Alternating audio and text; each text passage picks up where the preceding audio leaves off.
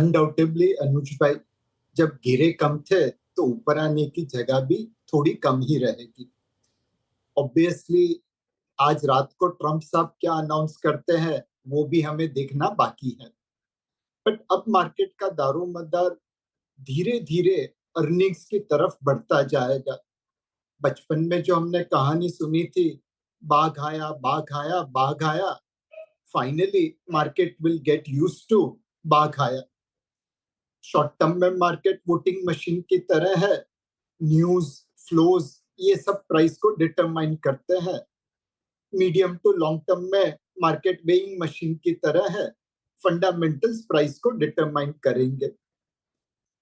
पिछले साल FY24 में निफ्टी की ईपीएस तकरीबन 944 रुपया थी। पहले 9 महीने में तकरीबन 774 रुपया आ गई है और मार्च 25 के क्वार्टर में 276 के आसपास आने की उम्मीद है।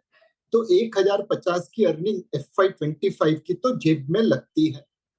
अब सवाल यह है कि FY26 की अर्निंग्स में क्या होगा।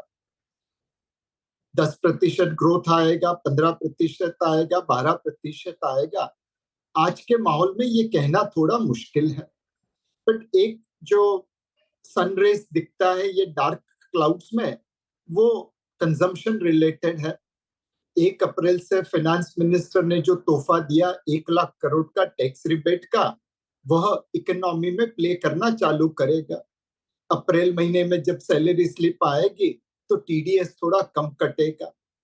दूसरा, मुझे लगता है कि जैसे ऑयल के दामों में गिरावट हुई है तो आज नहीं तो कल पेट्रोल और डीजल के दाम में कटौती हो सकती है।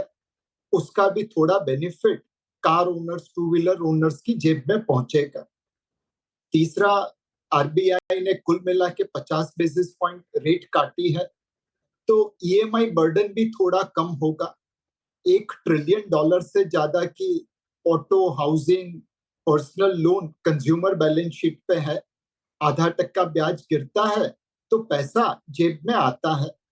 और फाइनली अगले साल के अंत में, 2026 के अंत में या 2027 की शुरुआत में, 8th पे कमीशन गवर्नमेंट एम्प्लॉइज की जेब में और पैसा डालेगा। कुल मिला के कंज्यूमर रिलेटेड सेक्टर में एक बढ़ावा दिख सकता है जो निफ्टी 50 की अर्निंग को सपोर्ट कर सकता है। तो अब मार्केट का दारोमदार धीरे धीरे धीरे बाघ आया से अर्निंग्स की तरफ चलने लगेगा। ओके, बिल्कुल। अच्छा, ये प्रशांत जी, अब मैं आपसे एक सवाल पूछता हूँ। आप इतना बड़ा फंड मैनेज करते हैं, आपके पास डोमेस्टिक पैसा भी है, एफआई का पैसा भी है। ये जो पिछले 2 हफ्ते में हुआ, इसने पूरी उथल-पुथल मचा दी। जो सबसे ज़्यादा आउट परफॉर्मिंग सेक्टर था पिछले साल का, वो सबसे बड़ा अंडर परफॉर्मर बन गया, आईटी। जो सेक्टर चल नहीं रहा था, उसने चलना शुरू कर दिया, जैसे एफएमसीजी। अब ये वापस यू टर्न मार रहे हैं। तो ऐसे में एज अ फंड मैनेजर आप क्या अप्रोच रख रहे हैं इस मार्केट में? ऐसे में आम तौर पर जो करते हैं वही किया, जो कि कुछ नहीं किया, मोटा मोटा कुछ नहीं किया। क्योंकि ये सब में कुछ पैसा बनाने का आज तक मुझे तो कोई उपाय मिला नहीं है कि ये जो शॉर्ट टर्म फ्लक्चुएशंस या वॉलेटिलिटी होती है उसमें कैसे आप निकाल सको। और आई डोंट थिंक किसी और के पास भी कोई ऐसी चीज का फॉर्मूला है। तो इन सब में जो होता है, you have to take a closer look. आपको परीक्षण करना चाहिए आपके पोर्टफोलियो का कि उसमें कोई ऐसी फैक्टर रिस्क जिसे कहते हैं हम लोग, यानी कोई ऐसा कोई रिस्क है क्या जो कि अगर आउटकम एक तरफ हो या दूसरी तरफ हो उससे भारी नुकसान हो सकता है रिलेटिव टू द बेंचमार्क। क्योंकि आखिर तौर पे सबका परफॉर्मेंस रिलेटिव टू बेंचमार्क ही होता है। तो अगर हमारे पोर्टफोलियो में कुछ ऐसा होता कि हमारे पास बहुत ज्यादा आईटी सेक्टर होता कंपेयर टू द बेंचमार्क, तो हो सकता है हम रिस्क रिड्यूस करते, बट वैसा नहीं था। और दूसरी तरफ ये भी कहूंगा कि अगर ऐसा होता पोर्टफोलियो में कि जरा भी आईटी नहीं था, तो हम लोग इंक्रीज भी कर लेते। वैसे तो we tend to not take such macro risk, macro calls, but ensure करते हैं कि ये जो मैक्रो रिस्क है उसके प्रति हमारा कोई खास पोर्टफोलियो के अंदर झुकाव ना हो ऑन ईदर साइड। बेनिफिट या हर्ट दोनों नहीं चाहिए। क्योंकि क्या होने वाला है, जैसे कि अगर आप ये सोचते कि भाई टैरिफ आएगा ही नहीं और उस हिसाब से पोर्टफोलियो बनाओ, तो भारी चोट लगती कई दिनों तक, और पता नहीं परमानेंट चोट भी लग सकती थी। और फिर अगर बाद में आप पलटी खाते और ये सोच के पोर्टफोलियो बनाते कि मैं तो सब domestic consumption, domestic banking, domestic ये वो लेकर बैठा रहूंगा, तो अभी कल उसमें उल्टी मार पड़ जाती। तो ये सब में पैसा नहीं बनता। एक बैलेंस्ड पोर्टफोलियो, जो हमेशा से मैं कहता हूँ, एक बैलेंस्ड पोर्टफोलियो होना जरूरी है, तो चैन की नींद भी सो सकते हैं और परफॉर्मेंस भी बराबर से आ सकता हम्म। अच्छा जयकुमार सर, ये हमारा फरवरी का लो 22,000 और लास्ट वीक का, इस वीक का लो भी 22,000। लास्ट हमारी जो सेल ऑफ था 22,000 का हमारा लो था, उसमें एफआईएस की selling, earnings fear and finally I mean tariffs, इस बार वो लो लगा के गया। क्या आप एक 22,000 को एक मीनिंगफुल लो मानते हैं आप, क्या मीडियम टर्म पर्सपेक्टिव से? और जब हम कल से ट्रेड करेंगे या फिर जब इन्वेस्टमेंट के उतरेंगे, आपका सबसे कन्विक्शन वाला स्पेस कौन सा होगा? एक स्पेस जिसने रेजिलियंस काफ़ी दिखाई वो था बैंकिंग एंड एनबीएफसीज। एक तो इस लो पर आपका व्यू और बैंक्स पर, एनबीएफसीज पर आपका टेक।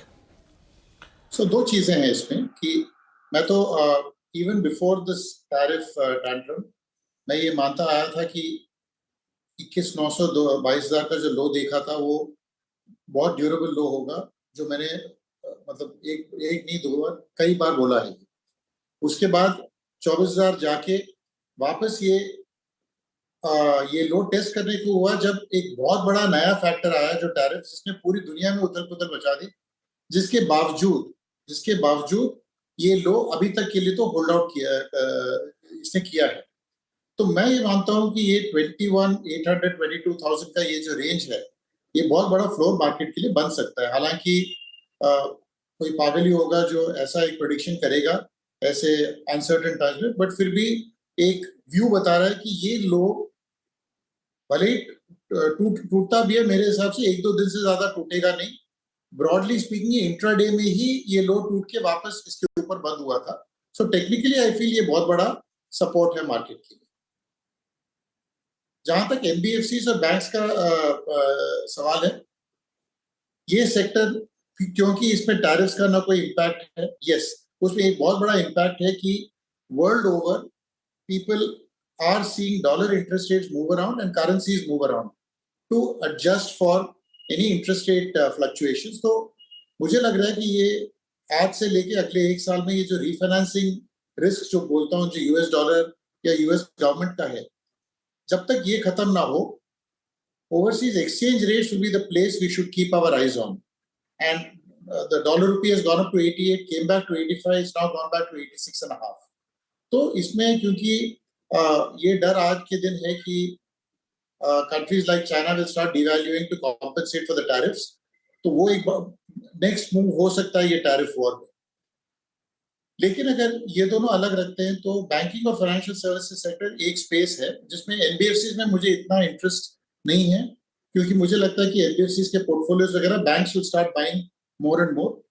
बट क्योंकि बैंक्स डोमेस्टिक फोकस्ड हैं और डोमेस्टिक फोकस रह चुकी हैं, बट मोस्ट इम्पोर्टेंटली जो आरबीआई का जो इनके प्रति जो पॉलिसी मेकिंग हुआ है, easy money, supporting banks, and specially in the context of जैसे एक छोटा सा एक सर्कुलर आया था कि any sales of loans that they do to NARCL, जो government guaranteed security receipts issue करते हैं, वो पूरा इनकम में आप ले सकते हो ऑन डे वन। तो छोटी छोटी मेजर्स हैं, but each of these will go to make banks much stronger. And इस पीरियड में मुझे लगता है कि ग्रेटेस्ट लिक्विडिटी सपोर्ट जो बाकी सेंट्रल बैंक्स दे रही हैं अपनी इकोनॉमीज को, India will continue to do that, and therefore many of these banking sector stocks, in fact almost all of them, are quoting at historically low valuation multiples. Price to book multiple अगर in the past 4.5 times रह चुका है best private sector bank का, वो आज घट के 3, सवा 3 तक आ चुका है।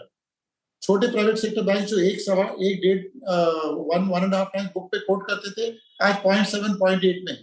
तो मुझे लग रहा है कि वैल्यूएशन कंफर्ट है, पॉलिसी कंफर्ट है, टेलविंड्स हैं, एंड डोमेस्टिक ग्रोथ स्टोरी। अगर आप फैक्टर्स देखते हो तो मुझे लगता है कि this space will be very much in favour. और एक छोटा सा मैं एक वन लाइनर बोलना चाहता हूं कि NBFCs in India have been equity rich but debt poor, यानी कि उनको इक्विटी मिलता आया है लेकिन डेट इजीली मिल नहीं रहा है.